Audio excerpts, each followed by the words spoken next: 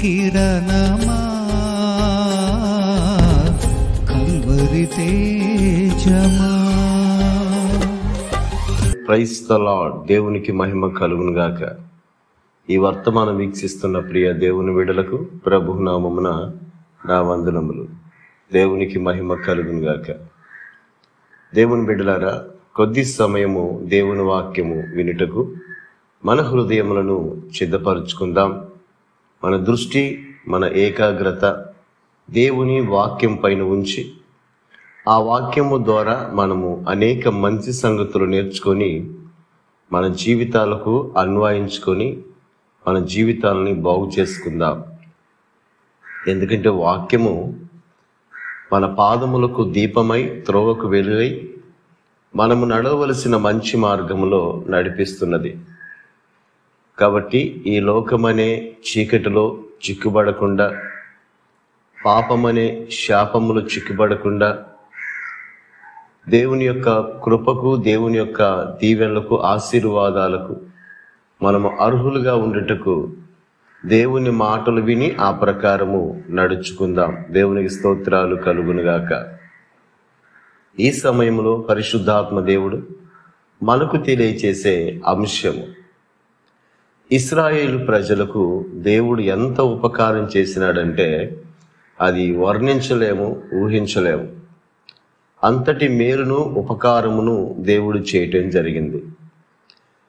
అన్నిటికంటే ప్రాముఖ్యంగా ఇశ్రాయేలు ప్రజలు ఈజిప్టు దేశము నుంచి, ఐగుప్తు దేశము నుంచి బయలుదేరి కనాను అనే ఒక శ్రేష్టమైన పాలు తేనెలు ప్రవహించే ఆ ప్రాంతానికి వస్తున్నప్పుడు అనేక మంది శత్రువులతో ఇశ్రాయేలీలు పోరాడవలసి వచ్చింది. ఆ శత్రువులు ఇశ్రాయేలీలను వారి దేశముల నుంచి రానివ్వకుండా వారు అడ్డుపడితే ఇశ్రాయేలీలు తప్పని పరిస్థితిలో వారి మీద యుద్ధము చేసి దాటుకొని వెళ్ళవలసిన పరిస్థితి వచ్చింది. ఇలాగా అనేక మంది రాజులను జయించుకుంటూ వారి ప్రయాణం కొనసాగింది. అయితే ఇక్కడ ఒక విషయాన్ని మనం గమనించాలి. ఇశ్రాయేలు ప్రజలు నడిపిస్తున్నది సర్వశక్తి కలిగిన దేవుడు. కాబట్టి ఏ రాజులైతే ఇశ్రాయేలీలను వారి దేశముల నుంచి పోవుటకు రానివ్వరో, అవకాశం ఇవ్వరో, వారితో తప్పకుండా యుద్ధం చేసి వెళ్లాల్సిందే. ఎందుకంటే ఆ కాలంలో, రాజుల కాలంలో యుద్ధాలు జరిగేవి. ఒక రాజ్యం పైన ఇంకొక రాజ్యం దండెత్తి వచ్చి యుద్ధాలు చేసేవారు. అయితే ఇశ్రాయేలీలు కావాలని యుద్ధాలు చేయట్లేదు, కానీ వారు వెళ్ళుచున్న ఒక శ్రేష్టమైన దేశానికి వీరు వెళ్లకుండా కొందరు వీరికి అడ్డుపడుతున్నారు. మా దేశ సరిహద్దుల నుంచి వెళ్ళవద్దు అని. వారేమో తప్పక అక్కడికి వెళ్ళాలి. కాబట్టి యుద్ధము తప్పట్లేదు. వారు యుద్ధానికి వస్తే వీరు కూడా యుద్ధం చేయాల్సి వస్తుంది. ఆ సందర్భాల్లో దేవుడే ఇశ్రాయేలీల పక్షముగా ఉండి యుద్ధములో వారికి విజయాన్ని ఇస్తాడు. ఎందుకంటే వారిని నడిపిస్తున్నది దేవుడు గనుక, వారిని విడిపించింది దేవుడు గనుక, దేవుడే వారికి తోడుగా ఉండి వారిని ఆయన చెప్పిన, ఆయన చూపించిన ఆ మంచి దేశానికి నడిపిస్తా ఉన్నాడు.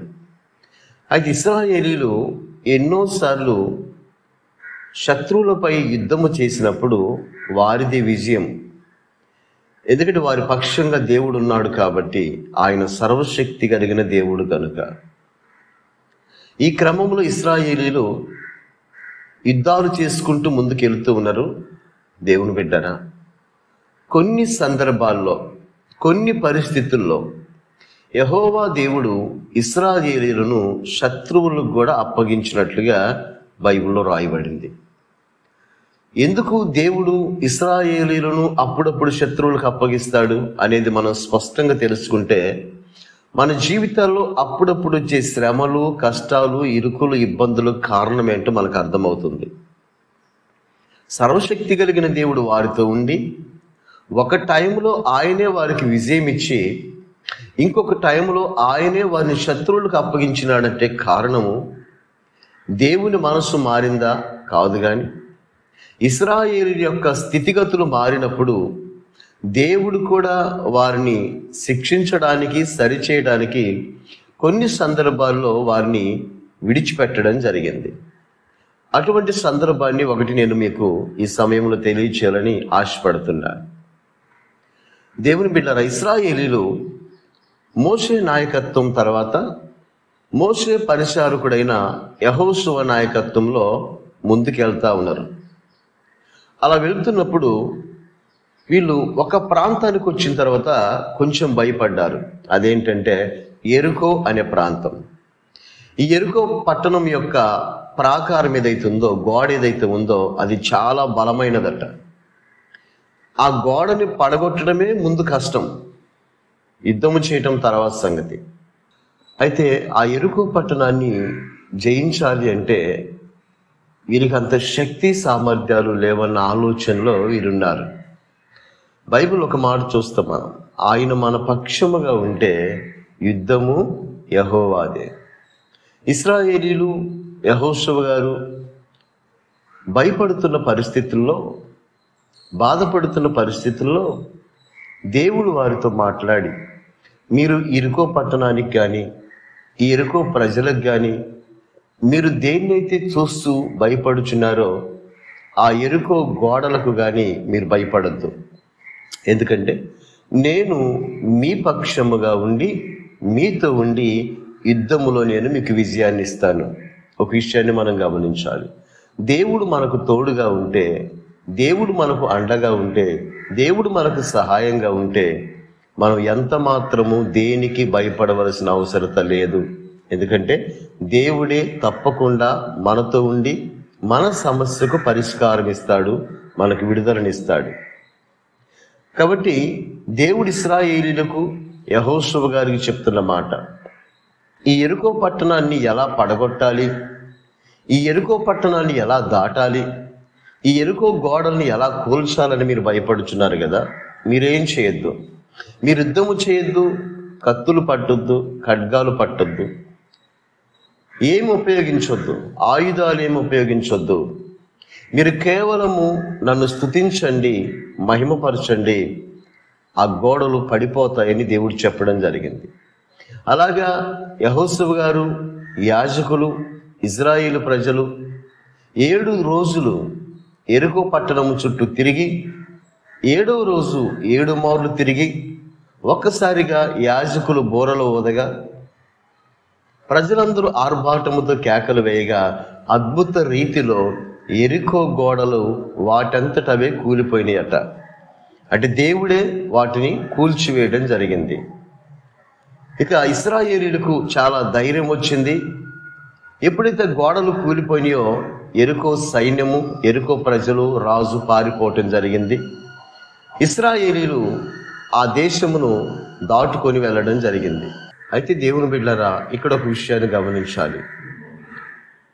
ఇశ్రాయేలు ప్రజలు దేవుడు చెప్పిన మాట వింటారా లేదా అని ఒకటి, ఇశ్రాయేలు ప్రజలు ఎప్పుడు కూడా అపవిత్రంగా ఉండకూడదని రెండవది. ఈ 2 విషయాల్లో దేవుడు ఇశ్రాయేలీయులను పరీక్షించాలనుకున్నాడు.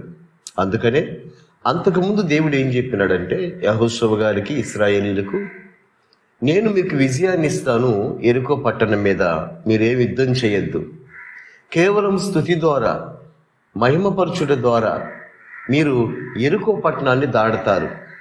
అయితే ఒక విషయం మీరు గమనించండి, యెరికో ప్రజలు శపించబడిన వారు, యెరికో పట్టణము శపించబడింది.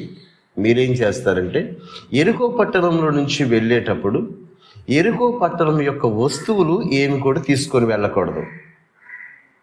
వాటిని మీరేది ముట్టుకోకూడదు, ఏ ఆహార పదార్థాలు తీసుకొని తినకూడదు, ఏ వస్తువులు మీరు దాచుకోకూడదు. ఇశ్రాయేలు ప్రజల్లో ఒక వ్యక్తి ఒక పొరపాటు చేసి ఇశ్రాయేలు ప్రజలందరికి కూడా నష్టం, కష్టం తీసుకురావడం జరిగింది. దేవుని బిడ్డలారా, దేవుడు ఎప్పుడు మేలు చేస్తాడు అంటే ఆయన మాట విన్నప్పుడు. దేవుడు ఎప్పుడు సహాయం చేస్తాడంటే ఆయనకు లోబడినప్పుడు. ఎప్పుడైతే మనము దేవుని మాటకు విధేయత చూపించకుండా ఉంటామో, ఎవరైనా సరే, ఇశ్రాయేలీయులైనా నేడు మనమైనా, దేవుని ప్రేమను కోల్పోతాము, దేవుని కోపాన్ని చూడాల్సి వస్తుంది. వారిని యుద్ధములో క్షేమంగా బయటికి తీసుకొచ్చి విజయం ఇవ్వడం జరిగింది. అయితే ఆ క్రమంలో దేవుడు వారిని పరీక్షించడం కూడా జరిగింది. వారు పవిత్రంగా ఉండాలని కోరుకోవడం జరిగింది. అయితే దేవుని బిడ్డారా, అక్కడ వాళ్ళు యుద్ధం చేసి సంతోషంగా బయటికి వెళ్ళిన తర్వాత మరొక దేశం మీద యుద్ధం చేయవలసి వచ్చింది. ఆ మరొక దేశము పేరు హాయి పట్టణం. ఈ హాయి అనే పట్టణము చాలా చిన్నది. అసలు యెహోషువ గారు ప్రజలు ఇంతకుముందు యెరికో పట్టణాన్ని చూసి భయపడ్డారు. అయ్యో, ఇంత పట్టణాన్ని ఎలా మనం జయించాలి అని. ఇప్పుడు హాయి పట్టణాన్ని చూసి నవ్వుకుంటున్నారు. ఎందుకంటే ఈ హాయి పట్టణానికి మనమందరము యుద్ధానికి వెళ్ళాల్సిన అవసరం లేదు, మనలో కొద్ది మంది వెళ్తే చాలు హాయి పట్టణాన్ని పట్టుకోవచ్చు. కాబట్టి మనం అందరం అవసరం లేదు హాయి పట్టణం మీదకి యుద్ధానికి వెళ్ళడానికి అనుకున్నారు వారు. ఎందుకంటే ఇంతకు ముందు దేవుడు వారికి పెద్ద యెరికో పట్టణము, సెక్యూరిటీ గల పట్టణము, ఆ పట్టణం మీదనే ఇంత సునాయాసంగా మనం విజయం సాధించినప్పుడు ఈ హాయి పట్టణం ఎంత అనవసరంగా మనందరం వెళ్ళి శ్రమ పుచ్చుకోవడం ఎందుకు, కొద్ది మందిని పంపిద్దాం అనుకున్నారు. అయితే యెహోషువ గారి నాయకత్వంలో హాయి పట్టణం మీదకి కొద్ది మందిని యుద్ధానికి పంపించినప్పుడు ఆ యుద్ధములో యెహోషువ గారు పంపించిన ప్రజలు ఓడిపోవటం జరిగింది. యెహోషువ గారికి అర్థం కాలేదు, అదేంటి ఇంత పెద్ద యెరికో పట్టణం మీద మనకు విజయం వచ్చింది, ఇంత చిన్న హాయి పట్టణం మీద ఓడిపోవటానికి కారణం ఏంటని. వారు ప్రయత్నం చేస్తూ ఉంటే ఓడిపోతూనే ఉన్నారు. యెహోషువ గారికి భయం కలిగింది, ప్రజలకు భయం కలిగింది. ఏమైందో చెప్పనా? ఇప్పుడు దేవుడు వారితో లేడు, ఇప్పుడు దేవుడు వారి పక్షంగా లేడు, ఇప్పుడు దేవుడు వారి మీద కోపంగా ఉన్నాడు. దేవునికి కూడా కోపం వస్తుందా? వస్తుంది. ఎందుకు దేవునికి కోపం వస్తుంది అంటే, దేవుడు మనకెంతో ఉపకారం చేస్తే, దేవుడు మనకెంతో మేలు చేస్తే, దేవుడు మనకెంతో సహాయం చేస్తే, ఆ దేవుని మాట వినకుండా అవిధేయత చూపిస్తే దేవునికి తప్పకుండా కోపం వస్తుంది. తల్లిదండ్రులు పిల్లలు తన మాట వినకపోతే వారు ఎంత కోపపడతారో దేవుని బాధ కూడా అదే. అసలు ఏం జరిగింది? ఎందుకని దేవుడు ఎంత పెద్ద యెరికో పట్టణం మీద విజయం ఇచ్చిన దేవుడు చిన్న హాయి పట్టణం మీద వారు ఓడిపోతుంటే చూస్తూ ఉన్నాడు? కొన్నిసార్లు మన జీవితంలో ఏ శ్రమలు కష్టాలు వచ్చినా దేవుడు చూస్తూ ఉంటాడు. కారణము 2 విషయాలు. ఒకటి, నిన్ను పరీక్షించడానిక లేదా నిన్ను సరిచేయడానిక. ఇక్కడ హాయి పట్టణ విషయంలో ఇశ్రాయేలీయులను దేవుడు ఎందుకు విడిచిపెట్టినాడు, ఎందుకు వారు ఓడిపోతున్నా ప్రజలు చనిపోతున్నా చూస్తున్నాడు అంటే వారిని సరిచేయడానికి. అప్పుడు యెహోషువ గారు ఒక మాట అడుగుతాడు దేవుణ్ణి, అయ్యా ఎందుకని ఇలా జరుగుతుంది, ఎందుకని మాకు ఈ సమస్య, పెద్ద పట్టణం మీద మాకు విజయం వచ్చింది, ఈ చిన్న పట్టణం మీద మేము ఎందుకు విజయాన్ని చూడట్లేదు? అప్పుడు దేవుడు చెప్తున్న మాట మనం చదువుకుందాం. యెహోషువ గ్రంథము 7వ అధ్యాయము 1వ వచనం చదువుకుందాం. శపితమైన దాని విషయంలో ఇశ్రాయేలీయులు తిరుగుబాటు చేసిరి. ఎట్లనగా యూదా గోత్రములో జరాహు ముని మనమడును, జబ్దీ మనమడును, కర్మీ కుమారుడనైన ఆకాను శపితము చేయబడిన దానిలో కొంత తీసుకుని గనుక యెహోవా ఇశ్రాయేలీయుల మీద కోపించెను. ఇశ్రాయేలీయుల మీదకి దేవుని కోపం వచ్చినాదని, ఆ కోపానికి కారణం ఏమిటో కూడా ఇక్కడ రాయబడింది. ఆ కోపానికి కారణము దేవుని బిడ్డరా, ఆకాను అనే ఒక వ్యక్తి దేవుడు ఏదైతే శపించబడిన పట్టణములో ఏ వస్తువు తీసుకోవద్దని చెప్పినాడో దేవుని మాటకు విరోధంగా ఆ వ్యక్తి కొన్ని వస్తువులు తీసుకొని దాచుకోవడం జరిగింది. ఎప్పుడైనా చూడండి దేవుని బిడ్డరా, మానవ స్వభావం ఎలా ఉంటుందంటే, ఎవరు చూడకుండా మనం చేద్దాం, ఏ పొరపాటుని ఏ తప్పైనా ఎవరికి తెలియదు కదా అనుకుంటారు. నేను ఒక మాట చెప్పనా, ఎవరికి తెలియదు కానీ మనకు మేలు కీడులు చేసే దేవుడికి అన్నీ తెలుసు. ఆయనే మనకి ఏది చేయాలన్నా, మేలు చేయాలన్నా, కీడు కలగాలన్నా. కాబట్టి ఎవరికి తెలియకుండా నువ్వేమి చేద్దాం అనుకున్నా అది కుదరదు. తప్పకుండా ఏదో ఒక రోజు నువ్వు పట్టుబడతావు, దానికి ప్రతిఫలం అనుభవిస్తావు. ఆకాను అలాగే అనుకున్నాడు. యెహోషువ గారికి తెలియకుండా, ప్రజలకు తెలియకుండా నేను దొంగతనం చేసి దేవుడు ఏదైతే వద్దన్నాడో ఆ పని చేసి దాచుకోవాలనుకున్నాడు. సహజంగా మనుషులు ఎలాగుంటారంటే దేవుడు ఏది చేయమంటే అది చేయరు, దేవుడు ఏది వద్దంటే అది చేస్తారు. ఎందుకంటే దేవుడు చెప్పేదంతా మంచిదే, మంచి మనిషికి నచ్చదు. మనిషి హృదయము పాపముతో నింపబడి ఉన్నది కనుక మనిషి ఎప్పుడు కూడా పాప సంబంధమైన వేలోనే నడుస్తూ ఉంటాడు. దేవుడేమో ఆ మనిషిని మార్చి పవిత్రంగా పరిశుద్ధంగా తీర్చిదిద్దాలనుకుంటున్నాడు. కాబట్టి ఆకాను అనుకున్నాడు, ఎవరికి తెలియకుండా నేను దొంగలించాలి అని. దేవుని బిడ్డారా, ఆకాను దొంగతనం చేస్తాడు. ఎరుకు అనే పట్టణములో శపించబడిన వస్తువులు ఇప్పుడు ఆకాను దగ్గర ఉన్నాయి.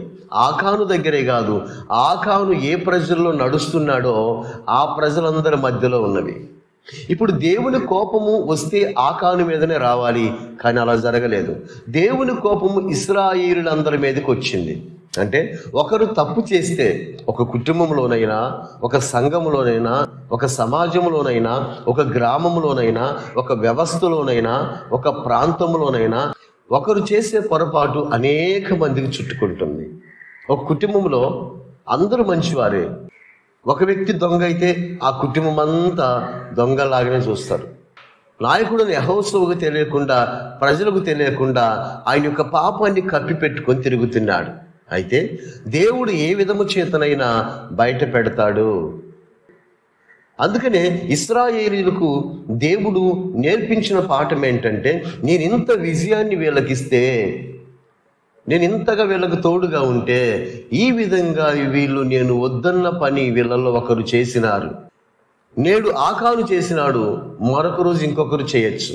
నేను ఎందుకు అంటున్నానంటే, ఆకానికి శిక్ష వేయచ్చు కదా అని మనం అనుకోవచ్చు. ఇది ఆకాను ఒక్కడితో పోదు, ప్రజలందరికీ పాఠం నేర్పించాలి దేవుని ఉద్దేశం. అందుకని నేడు ఆకాను భయం విడిచేసినాడు, రేపు ఇంకొకరు చేయొచ్చు. నా ప్రజలలో అపవిత్రమైన వారు ఉండకూడదు, నా ప్రజలలో మోసం చేయవారు ఉండకూడదు, నా ప్రజలలో దొంగలించు వారు ఉండకూడదు.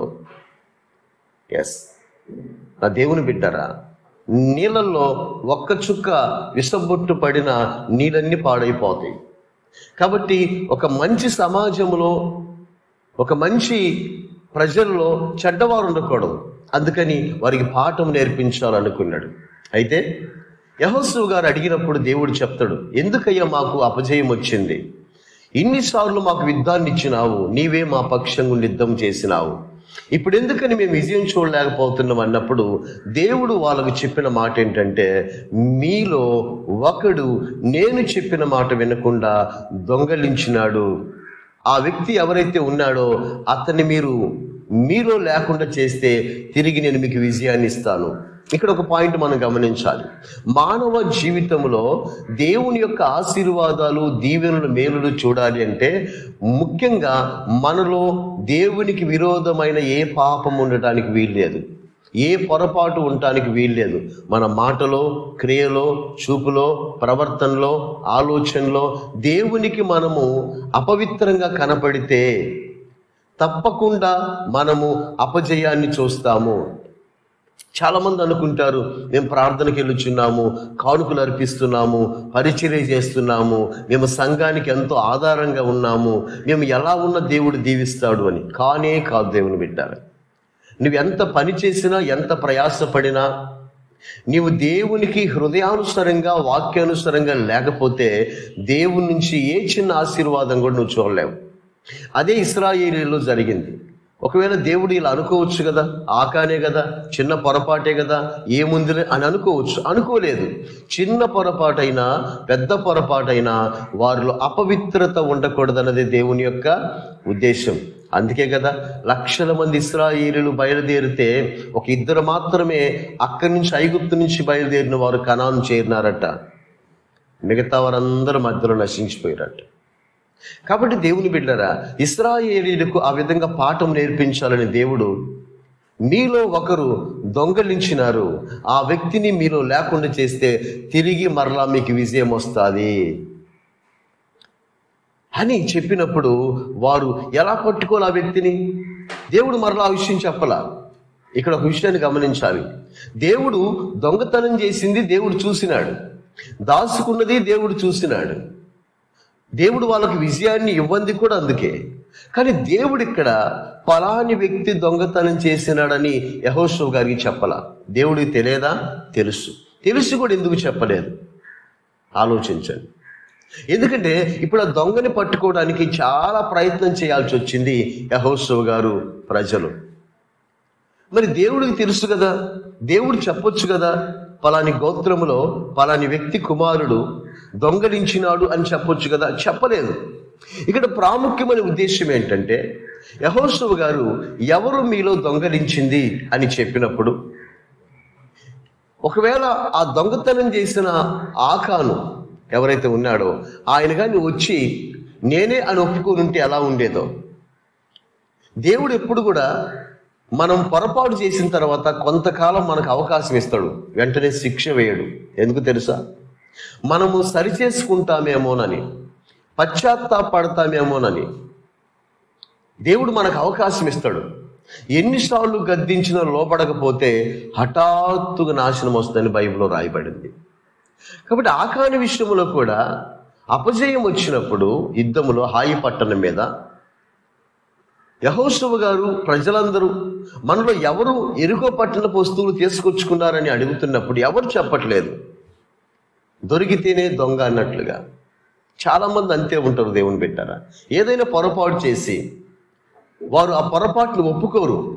ఎవరన్నా ఒకవేళ నువ్వేమన్నా చేసావా ఆ పొరపాటు అంటే, నేను ఎలా కనపడుతున్నాను నీ కంటికి అని వాళ్ళని వాదిస్తారు. అతిక్రమములు దాచిపెట్టువారు వర్ధిల్లరు, వాటిని ఒప్పుకొని విడిచిపెట్టువారు కనికరము పొందుతారు. అది కుటుంబంలోనైనా సమాజంలోనైనా మనం చేస్తున్న పని దగ్గరైనా ఏ విషయములోనైనా మనం ఏది దాచుకోకుండా, ఒకవేళ ఏదన్నా పొరపాటు చేస్తే నాది పొరపాటు అయిందని చెప్పి ఆ పొరపాటు చేసిన ప్రజల దగ్గర అంతకంటే దేవుని దగ్గర మనం ఒప్పుకున్నప్పుడు కనికరము పొందుతామని గుర్తుపెట్టుకోండి. కనికరము పొందుతాం, లేకుంటే దేవుని ఉగ్రతను చూడాల్సి వస్తుంది. ఆకాను ఒప్పుకోలేదు. సరే ఇలా కాదు, సీట్లు వేద్దాం. ఆ దినాల పాత నిబంధనలు సీట్లు వేసేవారు. సీట్లు వేద్దాం, ఎవరి పేరు మీద సీటు వస్తుందో వారే దొంగ. అంటే అప్పటి వరకు కూడా ఒప్పుకోవట్లేదు ఆకాను. దేవుడికి తెలిసి కూడా ఆకాని పేరు చెప్పలేదు. సరే ఒప్పుకుంటాడేమో అని చూస్తే ఆకాను ఒప్పుకోవట్లేదు. అందుకే దేవుని కోపము ఆకాను మీద ఎక్కువైపోయింది. ఒప్పుకోవాలి కదా చేసిన పొరపాటు. అందుకని వీళ్ళు ఏం చేస్తారంటే సీట్లు వేస్తారు. అది ఎలానో ఒకసారి మనం బైబిల్లో చదువుకుందాం. యెహోషువ గ్రంథము 7వ అధ్యాయము 16వ వచనం చదువుదాం. కాబట్టి యెహోషువ ఉదయమున లేచి ఇశ్రాయేలీయులను వారి గోత్రముల వరుసను బట్టి దగ్గరకు రప్పించినప్పుడు యూదా గోత్రము పట్టుబడెను. 17వ వచనము, యూదా వంశమును దగ్గరకు రప్పించినప్పుడు జరాహీల వంశము పట్టబడెను. జరాహీల వంశమును పురుషుల వంశమును దగ్గరకు రప్పించినప్పుడు జబ్ది పట్టబడెను. 18వ వచనము, అతడును అతని ఇంటి పురుషుల వరుసను దగ్గరకు రప్పింపబడినప్పుడు యూదా గోత్రములోని జరాహు ముని మనమడును జబ్ది మనమడును కర్మీ కుమారుడునైన ఆకాను పట్టబడెను. ఈ విధంగా సీట్లు వేస్తే ఆకాను దొరికిపోయిండు, దొంగ దొరికిపోయిండు. నేను చెప్తున్న దేవుని బిడ్డరా, ఎవ్వరు దొరకకుండా తప్పించుకోలేరు. ఈరోజు మనం ఎంత జ్ఞానవంతులమని మన ఇష్టమైన రీతిలో మన ఇంట్లో వారికి తెలియకుండా, లోకంలో వారికి తెలియకుండా, అధికారులకు తెలియకుండా మనం మోసం చేస్తున్నామో దేవుడికి తప్పకుండా తెలుసు. ఏదో ఒక రోజు మనం పట్టుబడతాం. చాలా జాగ్రత్తగా ఉండాలి. ఆకాను పట్టుబడ్డాడు, దొరికిపోయిండు. ఇప్పుడు అడుగుతుండే యెహోషువ, నీ పేరు మీద దేవుడు చీటి వచ్చేటట్లు చేసినాడు, ఏం చేసినావు నువ్వు? ఏం చేసినావు? ఆలోచించండి. మరి అంతకుముందు చెప్పొచ్చు కదా ఆకాను, అయ్యా మీరేం సీట్లు వేయద్దు, వెతకొద్దు, నేనే తీసుకొచ్చుకుంది, నాదే తప్పని చెప్పొచ్చు కదా. అంటే ఆకాను ఉద్దేశం ఏంటంటే దొరికినప్పుడు సంగతులు అనుకుంటున్నాడు, దొరికినప్పుడు చూద్దామని అనుకుంటున్నాడు. ఎంత పొరపాటు చేసిండు ఆకాను దేవుని బిడ్డారా. మీకు ఒక విషయం కూడా గమనించండి. ఏదేను తోటలో కూడా ఆదాము హవ్వల పండు తిన్నప్పుడు దేవుడు వెంటనే వాళ్ళకి శిక్ష వేయాల. వచ్చి ఒక మాట అడుగుతున్నాడు. దేవుడికి తెలిసి కూడా ఏ మాట? మీరు నేను వద్దన్న పండు తిన్నారా అంటే అప్పుడు వాళ్ళు అప్పటి కూడా ఒప్పుకోవట్లా. ఆదాము హవ్వ మీద, హవ్వ సర్పం మీద సాకులు చెప్పుకుంటున్నారు. ఒప్పుకోవాలి. దేవుడు అడక్కముందే ఒప్పుకుని ఆయన కాళ్ళ మీద పడితే ఎలా ఉండేది ఏదేను తోటలో? ఆయన అడిగేంత వరకు ఒప్పుకోవట్లా. దేవుడు ఏం చేస్తాడంటే, మనం పొరపాటు చేస్తే ఒకవేళ మనం పశ్చాత్తాపడుతున్నామని చూస్తూ ఉంటాడు. పశ్చాత్తాపడకుండా ఇంకా పొరపాట్లు చేస్తూ ఉంటే ఖచ్చితంగా మనకు పాఠం నేర్పిస్తాడు దేవుడు. ఇప్పుడు ఏం తీసుకొచ్చుకున్నావు నువ్వు? ఎందుకని మాకు ఈ శాపం వచ్చింది? నీ వల్లే మాకు శాపం వచ్చింది. ఆ వస్తువులు బయటికి తీసుకురంటే అప్పుడు చెప్తాడు, అవి బయట లేవు, నా గుడారములో దాచిపెట్టినాను, వచ్చి శుద్ధురుగా రండి. దాచిపెట్టినట్ట పాపాన్ని శుద్ధురని మీకు చూపిస్తా, నేను దాచిపెట్టిన వస్తువులు చూపిస్తారని తీసుకెళ్తున్నాడు. మన పాపాన్ని దాచిపెడితే అది కంపు కొట్టి మన జీవితాన్ని పాడు చేస్తుంది.